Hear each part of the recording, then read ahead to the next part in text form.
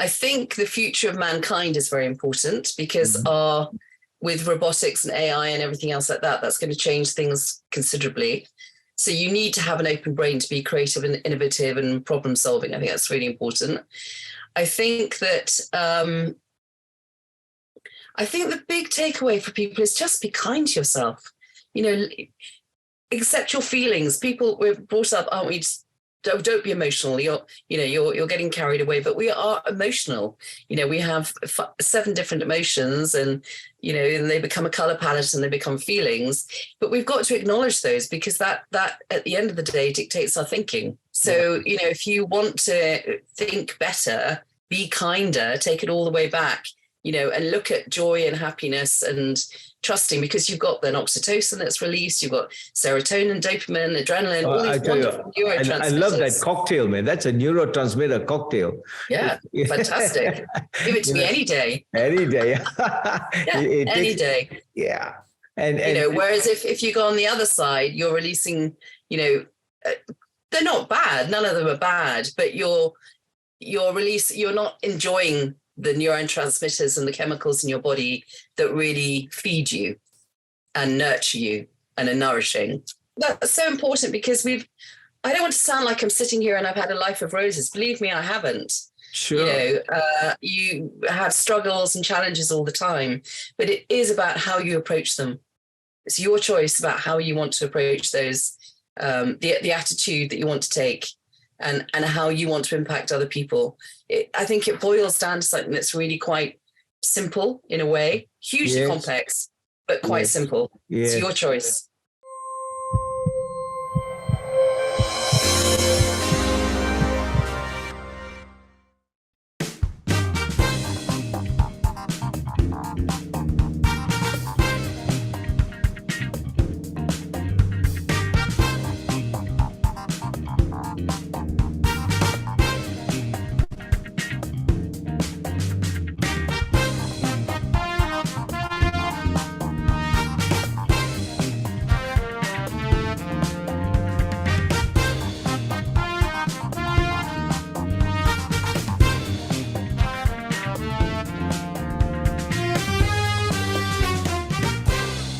HEARTtalk is about really heart-to-heart conversations about matters of the heart, matters that are really important, more so at this time in our lives.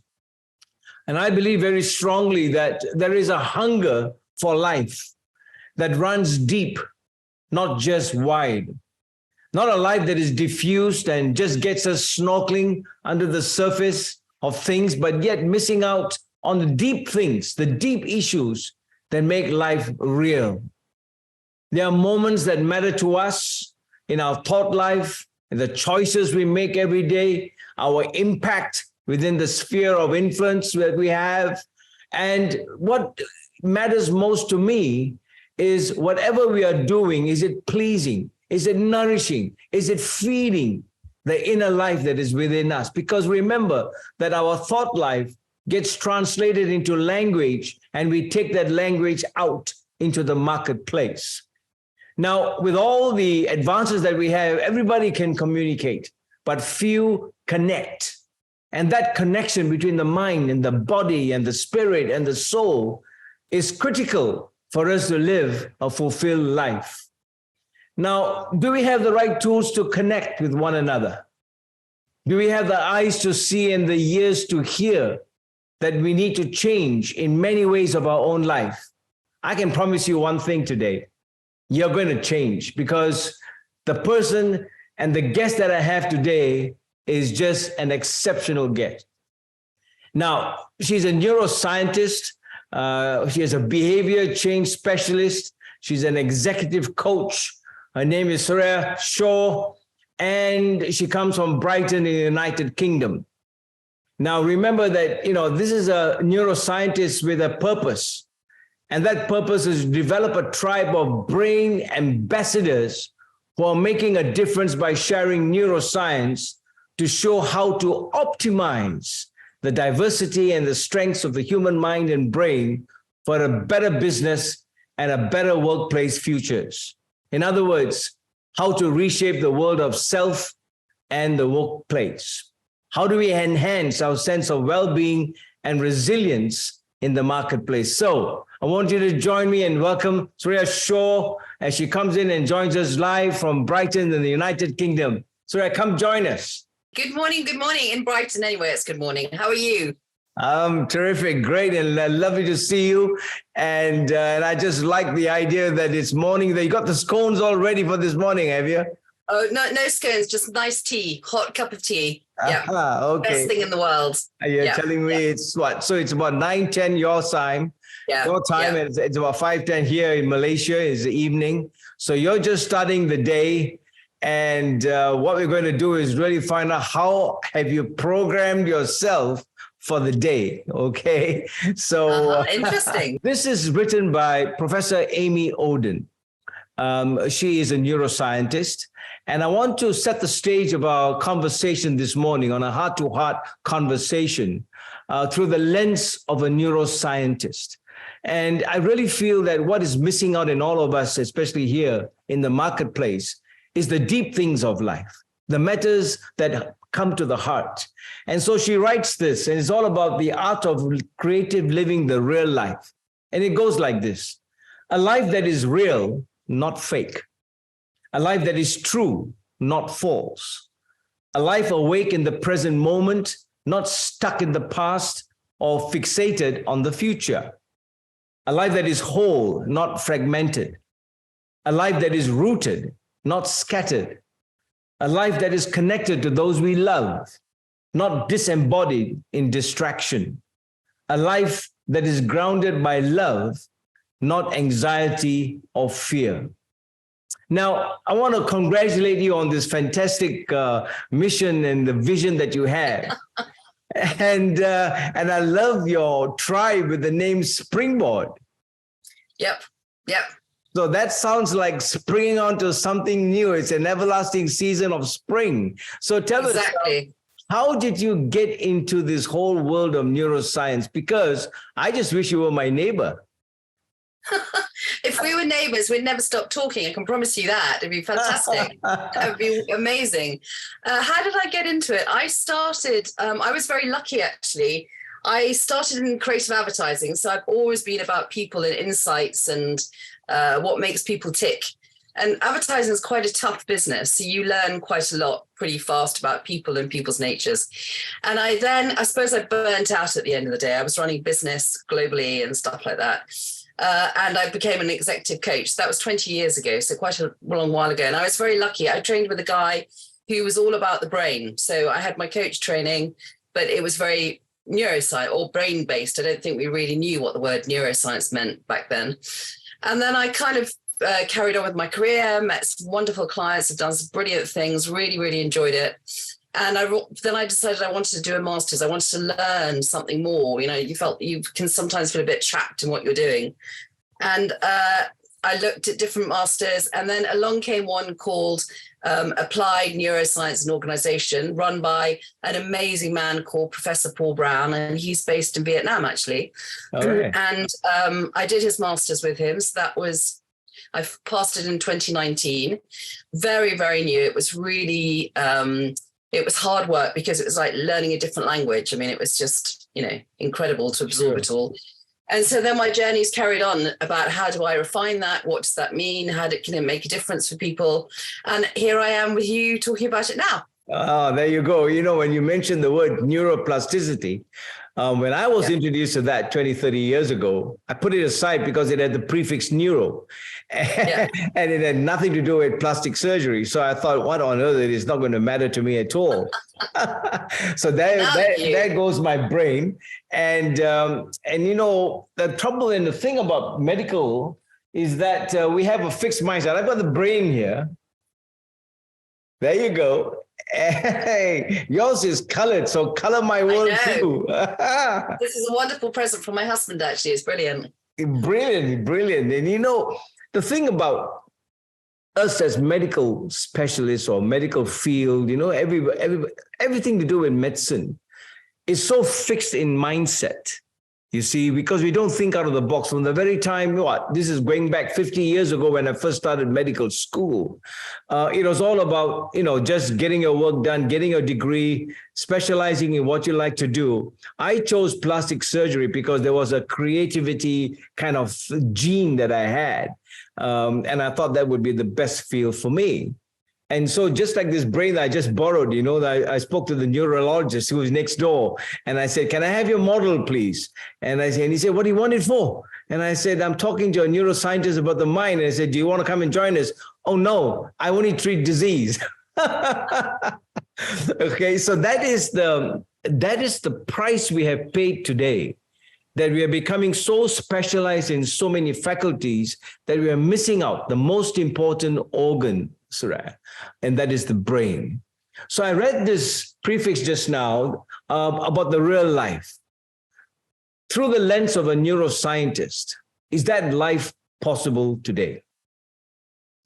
Well, again, you said it. It's all about mindset, but also I'd noticed your post today was all about flow, which I think is part of that as well. It's how you have choices in your life, and your brain has a choice. There's an area within the brain that will, with the little amygdalas, which they sort out when the emotions come in from the thalamus about whether it's a positive or it's negative. So whether you go into fight or flight, or whether you go into tendon, rest and digest. And what actually happens is that a lot of people, because we're conditioned to fear and worry and panic and anxiety and all the things you were talking about, the brain will see it as a threat, as negative, which is why so many people live this life of worry, fear, anxiety, completely get it. But actually what we don't realize is we have a choice about how we direct our brain. And I think that's what's fascinating for me about neuroscience, is that you can direct your brain. If you think your poor little brain, we probably know more about our mobile phones than we do about our brain, at the end of the day. Sure.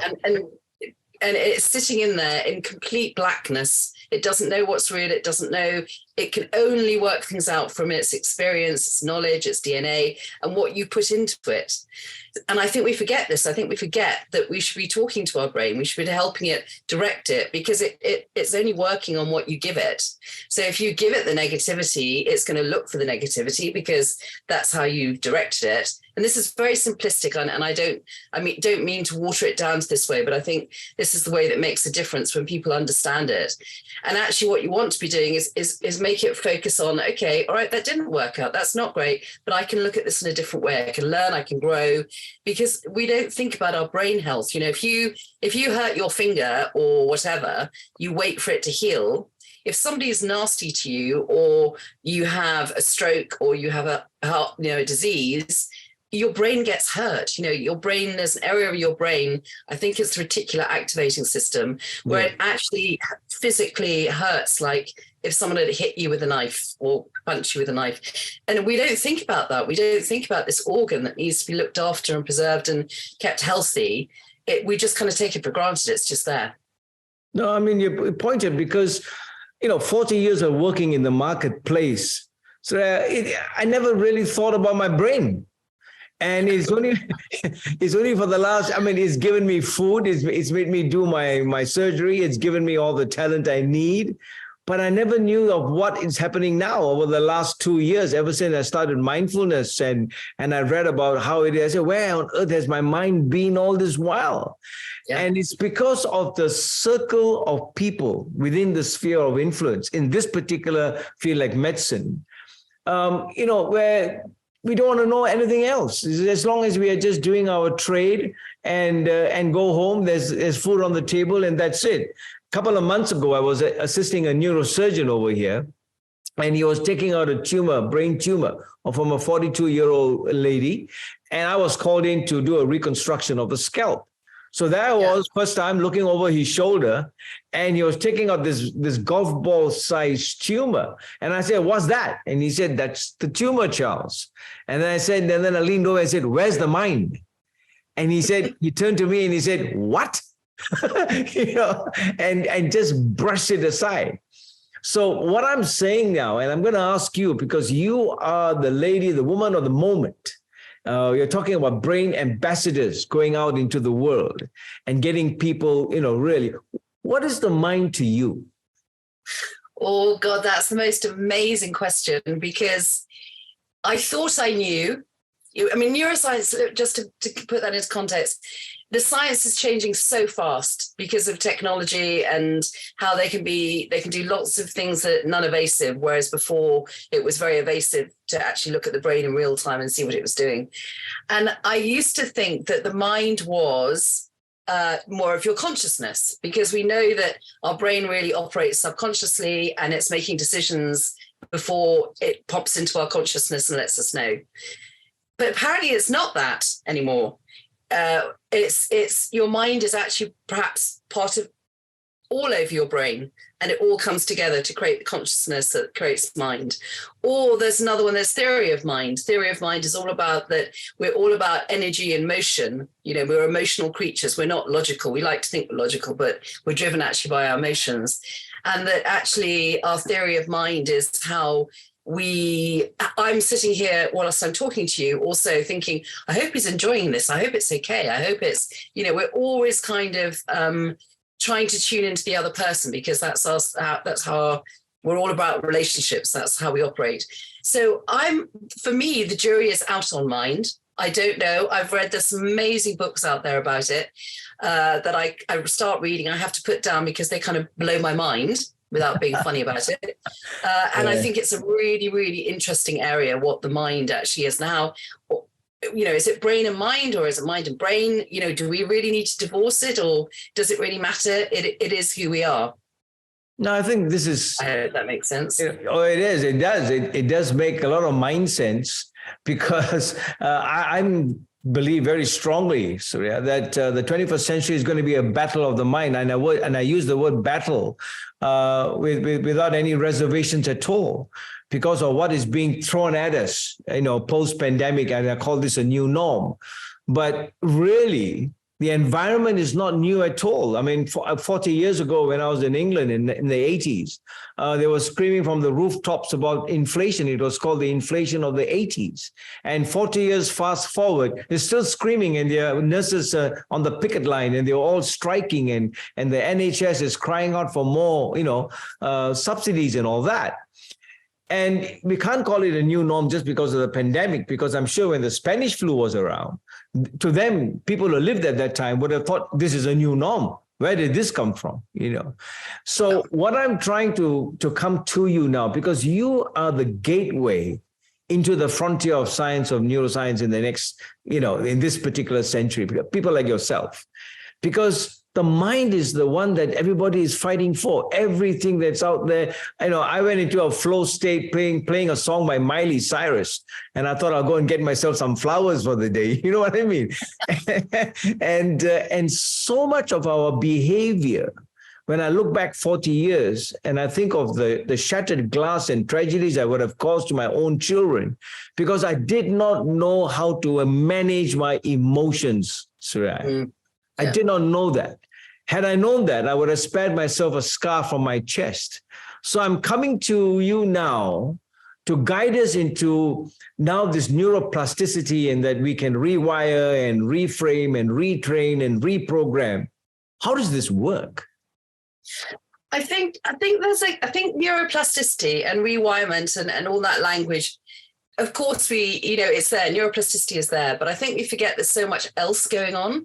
Mm-hmm. You've got the neurotransmitters that impact how people feel, their mood, their depression, their anxiety, their happiness. You've got, the people that you mix with, and they influence you. They affect, they're kind of debated, but you've got mirror neurons. So we're always mirroring each other, because that's safety. If you think of tribal years ago, hundreds of years ago, you needed to survive. So all these things are very basic, actually, when you look at them.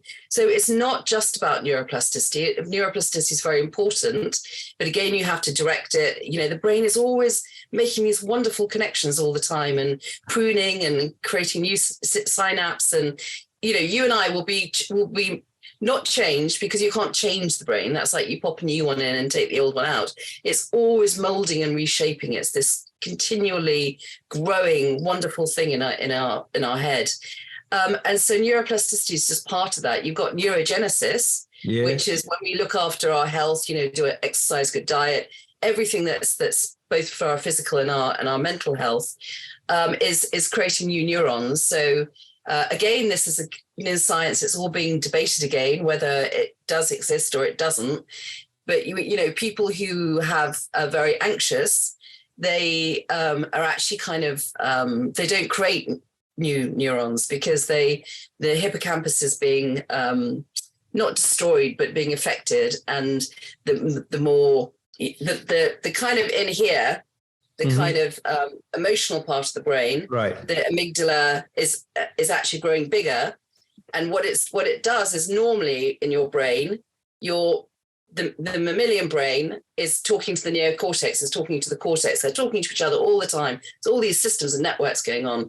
And that's what shapes us. That's what changes us. But what's quite sad is when people are in fear or worry or anxious, the emotional part of the brain, and it's not the emotional, it's that more emotional part of the brain takes over.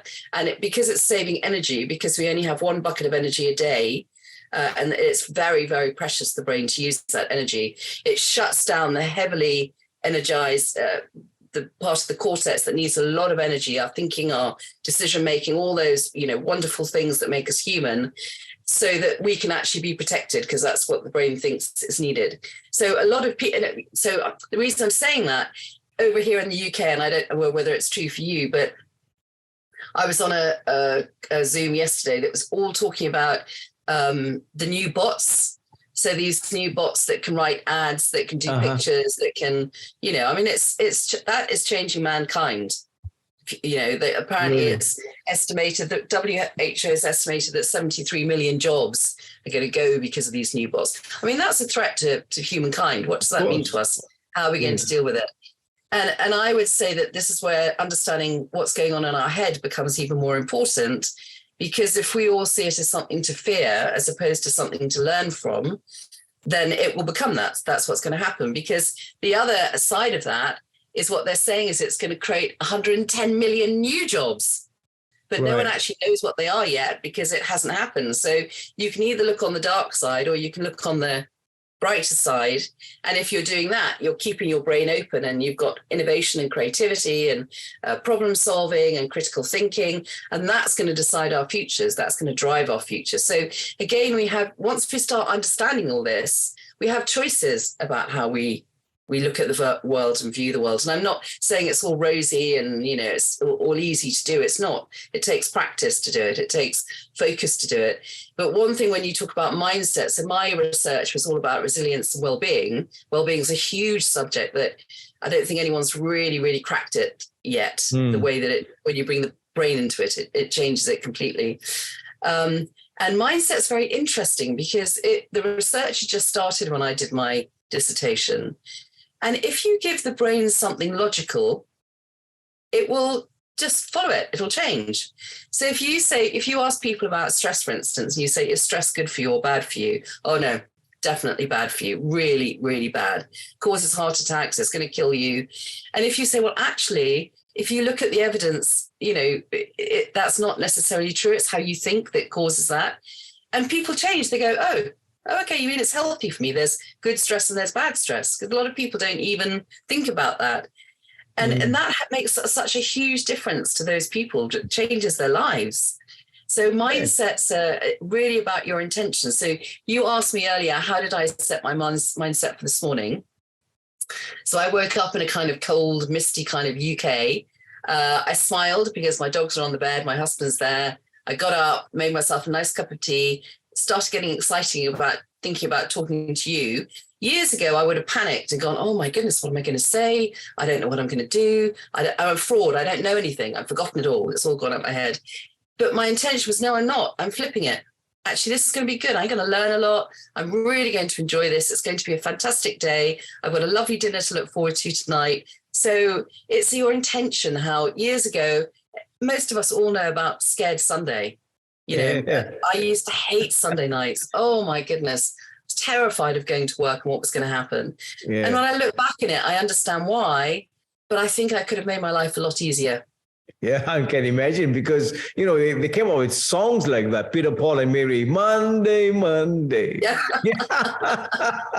yeah, exactly. And we were all programmed to worry about Mondays, as opposed to looking forward to it, Yeah. or what's going to happen. But, as you are explaining all this, I mean, we are emotional beings. And how does the person on the street going to work, the entrepreneur, the young man, the guy who's caught in a sandwich generation where he's on the 40s and 50s, he's trying to look after his children and get money on the table for them. At the same time, the parents are growing older and older because longevity, people are living longer. So they're all battling with all the tensions and emotions. I mean, sometimes you just wonder that the wonder of you today would be the resilience that we need to build and culture and cultivate that whole concept of intentionality.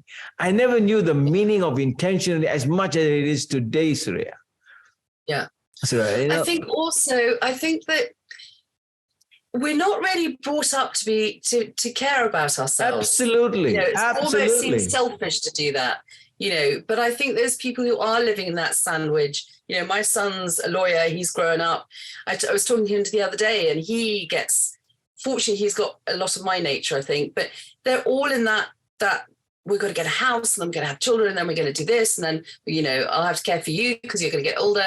But actually, again, that's the way that you switch your mindset. I'm not saying it's easy. I mean, we've all been there. Sure. But I think it is about, okay, how can I make this better? How can I be easier on myself? How can I become more self-aware? I think self-awareness is a massive thing. And then how can we self-regulate? How do we regulate our emotions? I can't remember the wonderful scientist that talks about how we flip our lid. That's what happens when we get emotional and then we fly off that handle. The prefrontal cortex takes a flip.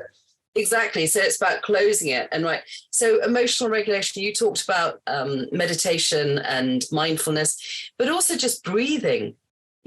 There's a new piece of research that's come out about just the breathing and taking a couple of minutes just to stop, deep breaths, fill up with oxygen.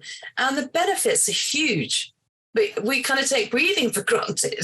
You just breathe and that's what you do. But actually, it has such an advantage on our whole, because the body is connected. We're a system, essentially. Yeah. We have the vagus nerve, which we're all learning more and more about in different parts of the nervous system. And just breathing feeds the whole body and the mind. This is, I was talking to Professor Selena Bartlett from Brisbane, and she was again talking about the 10 seconds that you spend in the morning and how that really can put everything on a good start. Yeah. And the interesting thing is I wrote this book and I'm just about to get it out there about the 7 creative zones of a mindful genius. And I believe that all of us have these zones, which I discovered and thought about, because I've been working for 40 years in a place full of zones. And if there's one zone I want people not to get into, it would be the red zone, because when there's a red zone here, it's crisis time. And so there are certain zones that we can, use.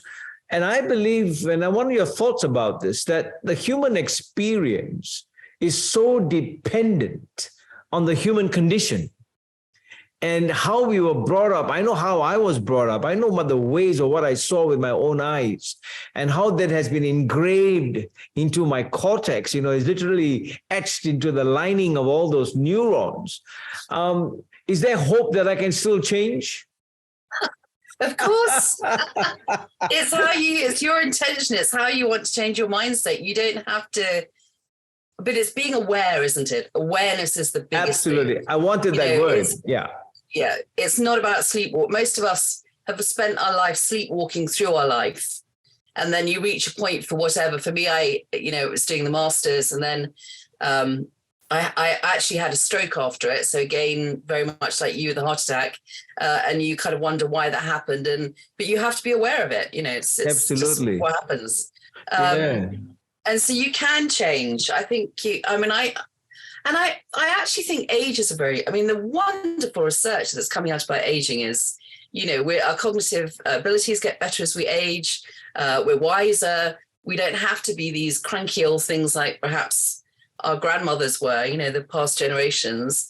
And you know, people telling themselves, my friends know it's my bugbear that people go, oh, I'm really losing my memory. I can't remember anything. And you're like, that is such rubbish. You're telling yourself that story. You know, it's just that your brain's quite full and you're not really interested in where your glasses are. You're actually interested in other things going on in your brain. But we feed ourselves these stories all the time. This is, you know, the triggers that go off in our brain. And the more aware you can become, the more that you can change your stories. Absolutely. And that's the reason. brain. Absolutely. I mean, you know, I'm just beginning to realize that even though as a consultant now for so many years, I mean, I'm writing about having a mind of a genius, that all of us have that capacity, the God-given capacity to really live to the full potential of why we were in the first place brought into this life. Yeah.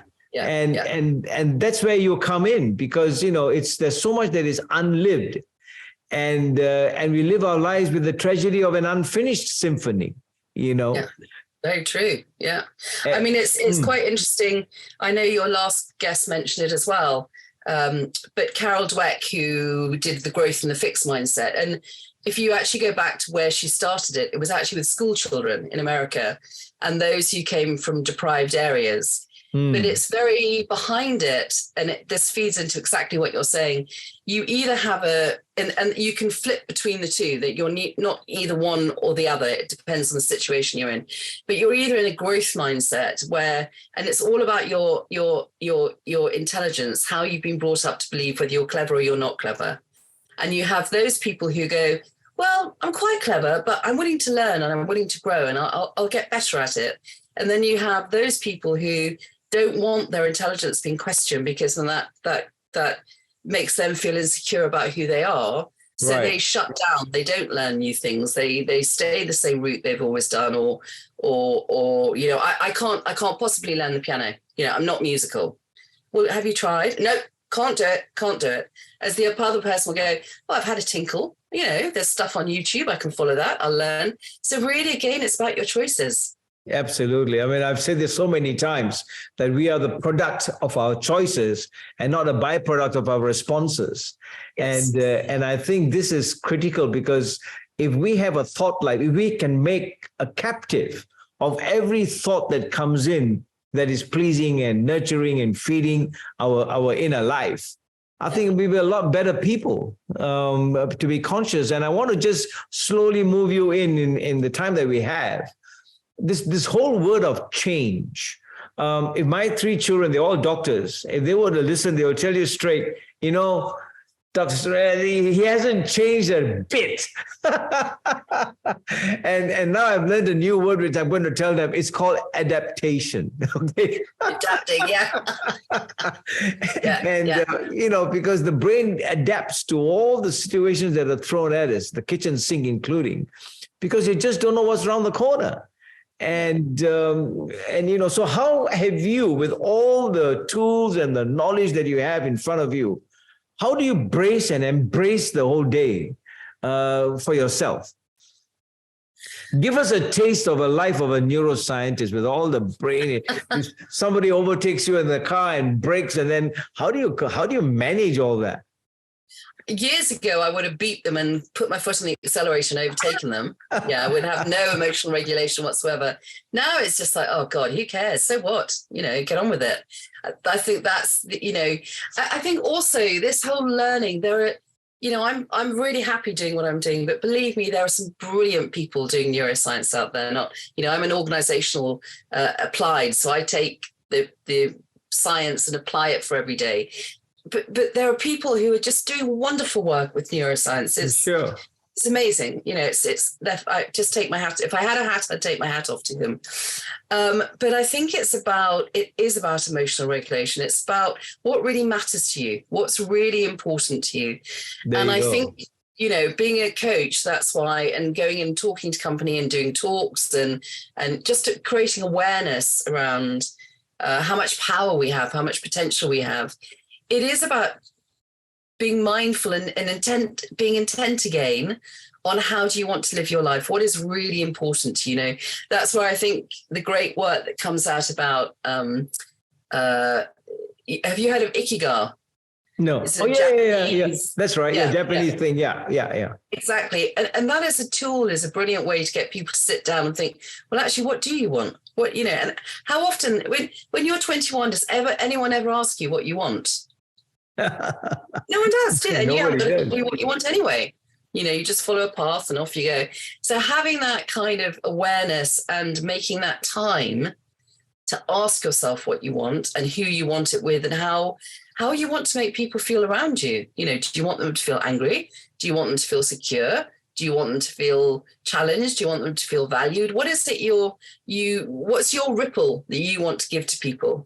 And I think when you think about things like that and take the time to be aware of it, it shifts your perspectives profoundly. Absolutely. I think this is, like I said, I wish I was your neighbor, because I would have dealt with the whole family, my staff. If they want to get a staff out of the hospital, they'll send them to me, because it's because of the way we are trained, you see.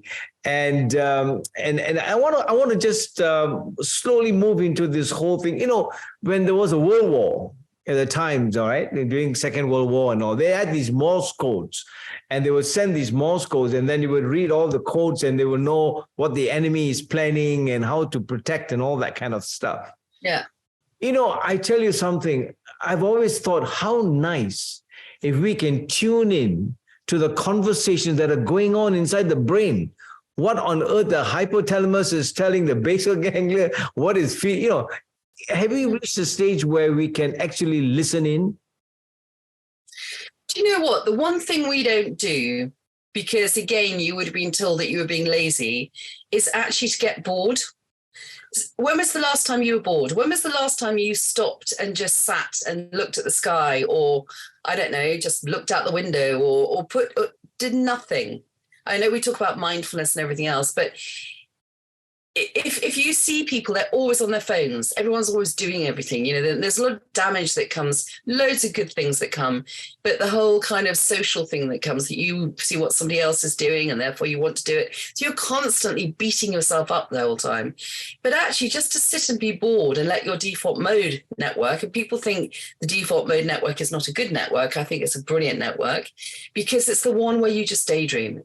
And that's when I think your thoughts come out and you can start listening to yourself. And, it's like if you speak to any creative person about, or anyone about, where did that idea come from? That idea didn't come from focusing on it. It came from just your subconscious thinking about it and just popping it out to you at some point. I say to a lot of people when they're writing presentations, just put 3 lines on a page, put it in the drawer and forget it.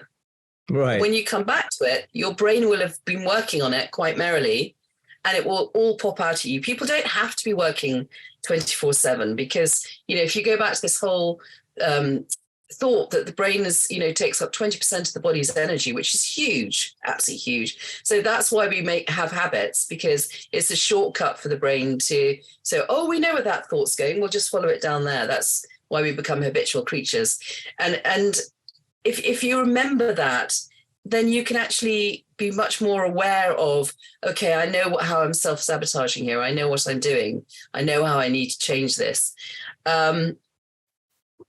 So for me, it's just all about awareness. No, I think it's beautifully said, because again, you mentioned about 20% of that energy. That's why I came up with the word ergonomics, MindFlow ergonomics, because how do you conserve that energy so that you don't end up burnt out? Because there's so many medical professionals like myself who get mentally exhausted, and there's so much of mental it's all in the workplace thing. But how can I do an operation like mine can go on for 7-8 hours? And actually I enjoy it because I'm in a state of flow even while I'm operating. And that kind of ergonomics of what you're doing, your mind is actually conserving while it's working. And that is a skill that everyone can learn, actually, by tapping into different faculties that feed this whole process. And I think that this is where, when we talk about diversity and social interaction, everybody is different. And what makes life beautiful is this diversity. and we can learn so much. I mean, I'm so delighted meeting you, because every person that you meet in this particular, walk of life now, it's just getting better. It becomes such a beautiful thing to look forward to, that there is hope. As a visionary, the word is hope. You see, you're thinking about the future which you can't see, but because you are wired up now with the thinking of hope that there will happen, puts you on a different platform, Soraya. Well, exactly. And if we go back to what you were saying at the very beginning about in 40 years, nothing has changed, the same problems exist. If we'd looked at it in a different way, how different would that be? I know we're looking in the past and we don't know, but I think our mindset has such a huge role to play in that, and I mean, if you sit on the bus or the tube or the train or anywhere or in a pub, wherever it is, and you listen to what people are saying, most people are moaning. Absolutely. It's become a habit. You sit with, they said that and it was awful and this happened and that happened. And you're kind of like, well, hold on a sec, flip that. Tell me the different side of the story. What did you learn from that? What did you gain? But people do it for attention. They do it because they don't know. And I'm not being rude to anybody about saying it, but I just think it's that awareness again about, what are you talking about? Why are you saying that? Why are you hurting yourself? What's the benefit of doing that? And I think that, so for me, that's something I've learned, to be nice to myself, to stop that stupid voice that would criticize everything that you do. But, I've got to be like so-and-so, I should be better at this, and then, I'm going to fail at that or whatever. It's a hiding to nothing, really. Absolutely. I mean, this is the mantra that I use here in the clinic is, it's better to be happy than to be right all the time. Because, because, when you try to be right, you end up with a scar on your chest. And I can tell you one thing, when I met the first clinical psychologist I met in Sydney, her name is Claudia Rothas. This is about 11 years ago. And I was doing a podcast with her, an interview. And the first thing she said was, Charles, be kind to yourself. And I came out of the podcast interview and I said, what the heck was she talking about? And so till today, I'm still trying to find out what on earth is this being kind to one. And I think that that's the key, to be aware of every moment, paying attention to the moment and make it the best. You see, period, nothing else, and talking to you right now is a state of flow for me, because the whole day from morning 6, preparing, writing, reading all your going through your videos, trying to find out. And it's such a joy, because, when they say be the boss of your brain, I always say that it's a brain operating system owned by Soraya, The last. Thank you very much. Thank you. And don't give me so much. There's so many. I'm only doing what so many other brilliant people are doing as well. So I know that's why the whole ambassador idea is, let's get. It's like the fluttering of the butterfly wings. You tell one person, they tell somebody else, and if you can make a difference and change people's lives for the better, then I can't think of anything more you'd want to do. Really, absolutely, I really don't. Absolutely. You've given a new. Flavor, I would put the word flavor to the word hope. You see, it's no more an audacity of hope. It's actually, when you talk about creative living, it's about hope, that you can have the best life. You can have the best version of yourself. You can live a fulfilled life. When we talk about abundance, for me, the word abundance is so important, because a lot of people forget that there is a spiritual dimension to everything that we do. And so that's what I talk about in MindFlow Ergonomics, that, you got a physiological, psychological, and a spiritual. So the glass is always full, because that part that's empty is spirit filled. And if you approach life. So anyway, it's been, I was fascinating to talk to you, because there's so much. We could carry on talking for hours. You're telling me, because when you talk about, 5% of conscious, the conscious mind, 5%, and the rest of it, 95% is unconscious state of it, that we are consciously being talking with that 5% activating. And a lot of our ideas and thoughts are actually in the unconscious side coming out and flowing. And there's no such thing as right brain, left brain. They're all interacted. It's like a Christmas tree with light bulbs on. I've never seen a Christmas tree with, lights not off. But what's your take home for those listening in? What's the hope as a neuroscientist going into the marketplace as an organizational neuroscientist. What do you see in the future, in the next 5 years in neuroscience? Where is the direction in this journey? Oh, that's a huge question. I mean, there's a couple of things that spring to mind. I think the future of mankind is very important because with robotics and AI and everything else like that, that's going to change things considerably. So you need to have an open brain to be creative and innovative and problem solving. I think that's really important. I think that the big takeaway for people is just be kind to yourself. Accept your feelings. We're brought up, aren't we? Don't be emotional. You're getting carried away, but we are emotional. We have 7 different emotions, and they become a color palette and they become feelings. But we've got to acknowledge those because that at the end of the day dictates our thinking. So if you want to think better, be kinder, take it all the way back. And look at joy and happiness and trusting, because you've got then oxytocin that's released, you've got serotonin, dopamine, adrenaline, all these wonderful neurotransmitters. I love that cocktail, man. That's a neurotransmitter cocktail. Yeah, fantastic. Give it to me any day. Any day. Any day. Yeah. And whereas if you go on the other side, you're releasing, they're not bad. None of them are bad, but you're not enjoying the neurotransmitters and the chemicals in your body that really feed you and nurture you and are nourishing. Yeah, I think this is beautiful. I mean, because for the ordinary person on the street, even for my girls here who have stayed back to do this podcast with you, this conversation is not above their heads.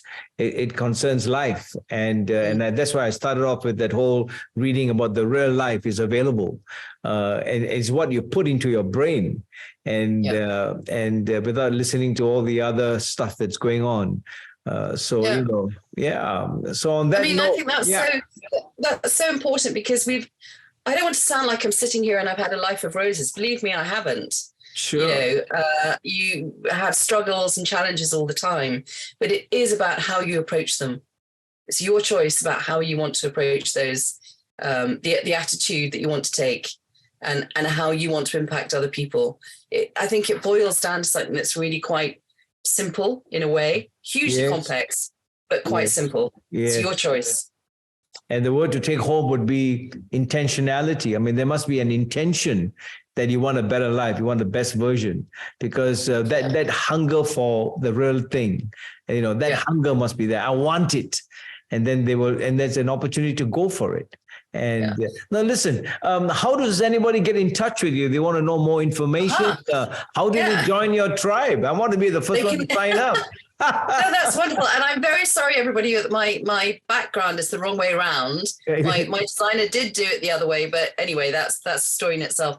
So they can go to the website. It's actually, we're actually refreshing at the moment, but it's still up. It's www.springboardtribe.com, all one word. I'm on LinkedIn, Soraya Shaw, MSc on LinkedIn. And I love LinkedIn. I'm quite addicted to it, I think. And just drop me an email, hello@springboardtribe.com. Learn more about me. I have a YouTube channel as well of some of the podcasts that I've done. And we're going to start a series of podcasts and talks that I do. I go into companies and I love it. Having conversations like this and seeing people's faces light up, a boardroom full of people all stressed and strained.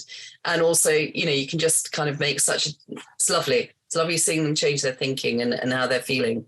So lots of things like that. So that's how they can reach me. I can tell you I can sum it up with one of the zones that I've written out called the zone of resplendence. And that's a zone where everything is dazzling bright. So as a plastic surgeon, I always tell the ladies who come in here, radiance is personal. And until you have gone in and visited your own radiance within, you haven't touched it. And so this is why all that we are learning today is how to make this life resplendent. And I think, and so on that note, Soraya, I want to thank you for joining me on HEARTtalk. We've had a fantastic conversation. This is what I call about a flow state. You lose track of the time. I've loved it. I was so looking forward to it. Yeah. It's been a brilliant conversation.